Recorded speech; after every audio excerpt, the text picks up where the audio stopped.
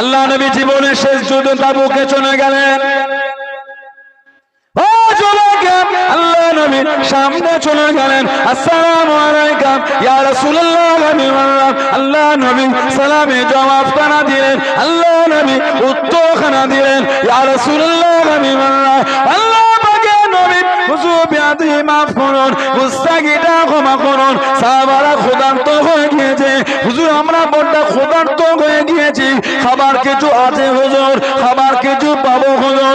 আল্লাহ নবী জানিয়ে দিলেন, আল্লাহ নবী শুনিয়ে দিলেন, ও বাবা আবু হুরায়রা রাদিয়াল্লাহু তাআলা আনহু, তাবুকে জমিন খুঁজো বাবা, তাবুকে জমিন দেখো বাবা, খাবার কিছু পাও কি বাবা, খাবার কিছু পাও কি বাবা। হযরত আবু হুরায়রা রাদিয়াল্লাহু তাআলা আনহু খুঁজে খুঁজে খুঁজে খুঁজে মাত্র 21টা খেজুর জোগাড় করে আল্লাহ নবীর সামনে চলে গেলেন, আল্লাহ নবীর কাছে দেখে দাঁড়িয়ে গেলেন। আসসালামু আলাইকুম ইয়া রাসূলুল্লাহ। আল্লাহ নবী সালামে জবাব খানা দিলেন, আল্লাহ নবী উত্তর খানা দিলেন। ও জওয়ান 21 খানা খেজুর আল্লাহ নবীর কাছে দিয়ে দিলেন। আল্লাহ নবী 21 খানা খেজুর নিয়ে একটা থলের মধ্যে ভরে দিলেন, বরকতের দোয়া করে আল্লাহ নবী জানিয়ে দিলেন, আল্লাহ নবী শুনিয়ে দিলেন, ও আমি নবী আমার সাহাবাদের ডাকো বাবা। আল্লাহ নবী সাহাবা কাতারে কাতারে দাঁড়িয়ে গেলেন, আল্লাহ নবী নিজে হাতে করে মুঠো মুঠো করে খাজো সাহাবাদের দিতে লাগলেন, সাহাবাদের দিতে লাগলেন। ও যুবক আল্লাহ নবী সমস্ত সাহাবারা পেয়ে গেলেন, সমস্ত সাহাবাদের কাছে পৌঁছে গেল। আল্লাহ নবী থলে মুখটা খুলে দেখালেন, তখনও পর্যন্ত 21 খানা খেজুর থলের মধ্যে আছে। জোরে বলুন সুবহান, আর একটু জোরে বলুন সুবহান। 21 খানা খেজুর নবী পাক থলের মধ্যে ভরে বরকতে দোয়া করে 30,000 সাহাবাকে দিয়েছে। থলে খুলে দেখাচ্ছে তখন 21টাই আছে। জোরে বলেন। ওই থলেটা নিয়ে নবী পাক হযরত আবু হুরায়রাকে দিলেন রাদিয়াল্লাহু তাআলা আনহু। হুজুর দিয়ে বললেন এটা রেখে দাও, এর থেকে খাজুর বার করে খাবে আর লোককে দেবে, এর মুখটা তুমি কোনোদিন পুরো খুলবে না। আবু হুরায়রা রাদিয়াল্লাহু তাআলা উনি বলেন আল্লাহর নবী আমাকে 2 ধরনের ইলম শিখিয়েছেন। নবী পাক 2 ধরনের ইলম, আমি এক ধরনটা বলতে পারবো, আরেকটা বলতে পারবো। যদি আমি আরেকটা বলি আমার গলার শাঁখিটাকে কেটে দেওয়া হবে। উনি কেঁদে কেঁদে দোয়া করতে, আল্লাহ আমাকে 60 হিজরির আগে আল্লাহ আপনি আমাকে উঠিয়ে নেবেন। আল্লাহ পাক 60 হিজরির আগে আমাকে উঠিয়ে নেবেন। 59 হিজরিতে উনি ইন্তেকাল হয়েছে। আবু হুরায়রা রাদিয়াল্লাহু তাআলা আনহু 61 হিজরিতে নবী পাকের নওয়াসা সাইয়্যিদুনা ইমামে হুসাইন রাদিয়াল্লাহু আনহুকে শহীদ করা হয়েছে। কানতেন আল্লাহ 60 হিজরির আগে আল্লাহ আমাকে উঠিয়ে নেবেন। উনি বলেন নবী পাকের জামানায় ওই থলে থেকে খেজুর বার করে খেয়েছে আর লোককে দিয়েছে। সিদ্দিক আকবরের খেলাফত 2 বছর 2 মাস কম বেশি খাজুর বার করে খেয়েছে, লোককে দিয়েছে। ওমরে ফারুকের খেলাফত কম বেশি 10 বছর, ওর থেকে খাজুর বার করে খেয়েছে, লোককে দিয়েছে। উসমানে গনি রাদিয়াল্লাহু আনহু মাজমাইন 12 বছর খেলাফত, ওর থেকে খাজুর বার করে খেয়েছে আর লোককে দিয়েছে। উসমান ইবনে আফফান রাদিয়াল্লাহু আনহুর হুজুরের খেলাফতের পরে উনি বলে ওই থলেটা আমার হারিয়ে গেল। কম বেশি 14 মন খেজুর ওর থেকে বার করে খেয়েছেন আর লোককে দিয়েছেন। জোরে বলেন। আমাদের নবী দিয়েছিলেন মাত্র 21টা খেজুর। সেই আবু হুরায়রা রাদিয়াল্লাহু তাআলা আনহু 5374টি হাদিস, সর্বাধিক হাদিস বর্ণিত করে সাহাবী। এই যে 10,000 সাহাবা জানাদের থেকে হাদিস শরীফ বর্ণিত হয়েছে। একজন সাহাবীর জীবনী আমাকে দেখান যিনি নবী পাকের হাদিস শরীফ লিখার আগে, বলার আগে, পড়ার আগে গোসল করেছেন আর 2 রাকাত নামাজটা নিজের উপর লাজিম করে আদায় করেছেন। 5 জন সাহাবার নাম দেখব না, একটা সাহাবীর নাম দেখব, পারবেন না। হযরতে ইমাম বুখারী রাহমাতুল্লাহ, মুহাম্মদ ইবনে ইসমাইল বুখারী রাহমাতুল্লাহ, আল্লাহর নবীর 6 লক্ষ হাদিস শরীফ, কোন বর্ণনায় 7 লক্ষ হাদিস শরীফ যিনি এক জায়গায় জড়ো করেছেন। সুবহানাল্লাহ বললেন না? 3 লক্ষ খালি হাদিসের হাফেজ ছিলেন, 1 লক্ষ সহিহ, 2 লক্ষ গায়ের সহিহ হযরতে ইমামে বুখারী রাহমাতুল্লাহ। প্রথম জীবনে কানা ছিলেন, চোখে দেখতে পেতেন না, মা কাঁদতেন, আল্লাহ আমার মুহাম্মাদের চোখ দুটোকে আল্লাহ ভালো করে দেন, আল্লাহ পাক আমার মুহাম্মাদের চোখ দুটোকে ভালো করে দেন। কোন এক রাতে স্বপ্ন দেখেন নবী ইব্রাহিম আলাইহিস সালাম, স্বপ্নের মধ্যে বলছে যাও তোমার মুহাম্মাদের চোখ দুটোকে আল্লাহ ভালো করে দিয়েছে। মা ঘুম থেকে উঠে ছুটে গিয়ে দেখছেন ইমাম বুখারীর চোখ দুটি ভালো হয়ে গেছে। জোরে বলে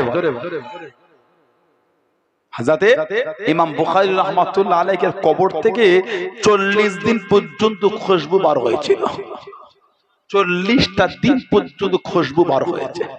জানার কবরে মাটি, লাশ কবরে না দিয়ে মুঠো মুঠো করে যে যার ঘরে নিয়ে চলে গিয়েছিল। কেন? ইমামে বুখারী রাহমাতুল্লাহ আলাইহির কবরের মাটি থেকে আল্লাহ মির্গ নবীর খুশবুটাকে বার করিয়েছিলেন। এটা বলা গেল না? সুবহানাল্লাহ। সেই ইমামে বুখারী রাহমাতুল্লাহ 16টা বছর ধরে বুখারী শরীফ লিখেছেন। 16 বছর ধরে বুখারী শরীফের মধ্যে এমন একটা হাদিস শরীফ লেখেন না যেটা লিখার আগে গোসলও করেন, 2 রাকাত নামাজও পড়েন না। প্রত্যেকটা হাদিস শরীফ লেখার আগে গোসল করেছেন, সুন্দর জামা পরে 2 রাকাত নামাজ, সুন্দর বিছানা করে বসে নবী পাকের হাদিস শরীফ লিখেছেন। মিটে গেল, আবার যখন অন্যটা লিখবেন তার আগে আবার গোসল করেছেন, আবার সুন্দর জামা পরে 2 রাকাত নামাজ, আবার বসে নবীর হাদিস শরীফ লিখেছে। আবার মিটে গেল, আবার অন্যটা লিখবেন, আবার গোসল করেছেন, আবার সুন্দর জামা পরে 2 রাকাত নামাজ, সুন্দর বিছানা করে আবার হাদিস শরীফ লিখেছে। বুখারী শরীফের মধ্যে যে কটা আল্লাহর নবীর হাদিস শরীফকে লিপিবদ্ধ করেছেন, প্রত্যেকটা লিপিবদ্ধ করার আগে গোসলও করেছেন, 2 রাকাত নামাজ, এই দুটোকে নিজের উপর জরুরি করেছেন। এবার একটু আমাকে বলেন, সাহাবাদের থেকে উনি নবীকে বেশি ভালোবাসেন? কথা বলছেন না? সাহাবাদের থেকে ইমাম বুখারী নবীকে বেশি ভালোবাসেন। সাহাবারা হাদিস শরীফ লিখার বা বলার আগে গোসল করেন না, ইমামে বুখারী করেছেন। ফতোয়া কি দেবেন? সাহাবারা করেন, তোমরা কত নবীকে বেশি ভালোবাসো, সাহাবারা গোসল করেন, নামাজও পড়ে। ইমামে বুখারী করেছে সাহাবাদের থেকে বেশি ভালোবাসে। ইমামে মালিক রাহমাতুল্লাহ, 4 ইমামের এক ইমাম, মদিনা শরীফে থাকতেন। ওনার বলা ছিল কেউ যদি বাড়িতে তাকে জিজ্ঞাসা করবে কেন এসেছে, যদি বলতো ফিকহ, উনি বার হয়ে মাসলা হাল করে চলে যেতেন। যদি বলতো হাদিস শরীফ, ওনার বলা ছিল উনাকে বলো নববী শরীফে গিয়ে বসতে। হুজুর বাড়ির মধ্যে গিয়ে আগে গোসল করতে, সুন্দর জামা পরে সেজে খুশবু মেখে একটা সিংহাসন ছিল, ওইখানে গিয়ে বসে আল্লাহর রাসূলের হাদিস শরীফ শুরু করতে। সাহাবারা এইভাবে কোনোদিন বলেন। তাহলে বলেন ওনারা কি বেশি ভালোবাসে? এটা আমার দিকে তাকান। এটা ছিল ইমাম বুখারী রাহমাতুল্লাহ আলাইহি আমার নবী পাকের প্রতি ভালোবাসা, তানার প্রেম, তানার মুহাব্বত। কথা বুঝতে পেরেছেন? সাহাবারা নবীর আলোচনা করেন, কে বলেছে আপনাকে? সিয়াসিত্তার কিতাব নাসাই শরীফ 5441 নম্বর হাদিস। হযরত আমির মুআবিয়া রাদিয়াল্লাহু আনহু হাদিস শরীফের রাবী, আন্না রাসূলুল্লাহ সাল্লাল্লাহু আলাইহি ওয়াসাল্লাম খারাজা আলা হালকা, আল্লাহ নবী সাহাবাদের একটা হালকার পাশ থেকে চলে যায়। হালকা মানে সাহাবারা দল বেঁধে বসে আছে। আজকে হালকা জিকির করলেন, হালকা জিকির হলো তো আজকে? হালকা জিকির হয় না? তার মানে কি কম করেছে কে? এটা আমার দিকে তাকান। আমার আলোচনা আপনাদের বিরক্ত লাগে? কথা বলে না। হালকা মানে কম, তো হালকা জিকির আমরা বলি না, তার মানে কম করেছে কে? কি বলে? হালকা মানে জামায়াত। আমরা ওই একই বাক্যের মধ্যে একই কথা ভিন্ন শব্দে দুবার বলি। হালকা মানো যা, মাহফিল মানো তা। আমাদের কথার ধরন হয়েছে ওটা। আল্লাহ নবী সাল্লাল্লাহু আলাইহি ওয়াসাল্লাম হুজুরের সাহাবারা বসে আছে, নবী ওনাদের পাশ থেকে যাচ্ছেন। আমাদের নবী জিজ্ঞাসা করলে ফাকালা মা আজলাসাকুম, ও ও আমার সাহাবারা, কি ব্যাপার? দল বেঁধে বসে কি করছো, কি হচ্ছে? সাহাবারা বলেন, ইয়া রাসূলুল্লাহ, ক্বালু জালাসনা নাদউল্লাহ ওয়া নাহমাদুহু আলা মা হাদানা লিদীনিহি। হুজুর, আমরা বসে আল্লাহর হামদ, আল্লাহর তারিফ, আল্লাহর প্রশংসা করছি। আল্লাহ পাক তাআলা দ্বীনে ইসলাম পাঠিয়ে আমাদের হেদায়েত দিয়েছে। জোরে বললেন না? ও মান্না আলাইনা বিকা, ইয়া রাসূলুল্লাহ, আল্লাহ পাক আপনাকে আমাদের মধ্যে পাঠিয়ে তার রহমতটাকে আল্লাহ আমাদের উপর দিয়েছে। এবার একটু আমাকে বলেন, সাহাবারা দল বেঁধে এই যে নবীর আশা, এই আলোচনা করেছেন না করেন? কেন ঝগড়া লাগাচ্ছেন? আপনাকে ভালো লাগছে না নবীর আলোচনা করতে? করলেন না, করলেন না, আমরা করি। মান আহাব্বা শাইয়ান ফাআকসারু যিকরাহু, যে যাকে ভালোবাসে, যে যাকে পছন্দ করে, সে তার সম্পর্কে আলোচনা করতে ভালোবাসে। মান আহাব্বা শাইয়ান ফাআকসারু যিকরাহু। আমাদের জান, আমাদের মাল সব রাসূলের কদমে কুরবান। জোরে বলে, আর জোরে বলা গেল না? সাহাবারা নবীর আলোচনা, সাহাবারা ও মান্না আলাইনা বিকা ইয়া রাসূলুল্লাহ, আর আল্লাহ পাক আপনাকে আমাদের মধ্যে পাঠিয়ে তার রহমত আল্লাহ আমাদের উপর দিয়েছে। জোরে বলে, জোরে বলা যাবে না? আমাদের নবী রহমত। সুবহানাল্লাহ বলে। নবী আল্লাহ পাক কত বড় রহমত করেছেন। ও যুবক, আল্লাহ নবী দিনে খেদমত শুরু করে দিয়েন। আল্লাহ নবী দিনে দাওয়াত করা শুরু করে দিয়েন। মক্কার কাফের গলি মানল না, মক্কা বেদী গলি মানল না। আল্লাহ নবীকে দাঁড়িয়ে দিল, আল্লাহ নবীকে সরিয়ে দিল।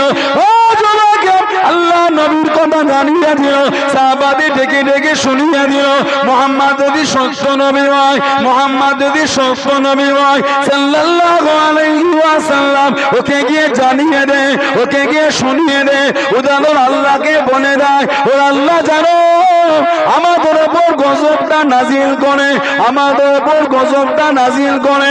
ও যুবক, নবী আল্লাহ পাক সান্ত্বনা দিয়ে নবী আল্লাহ পাক খুশি করলেন। ও নবী প্যারা, আপনি কষ্ট নেবেন না, আপনি দুঃখ নেবেন না, ও আমার গরীব, আপনি মনে ব্যথা নেবেন না।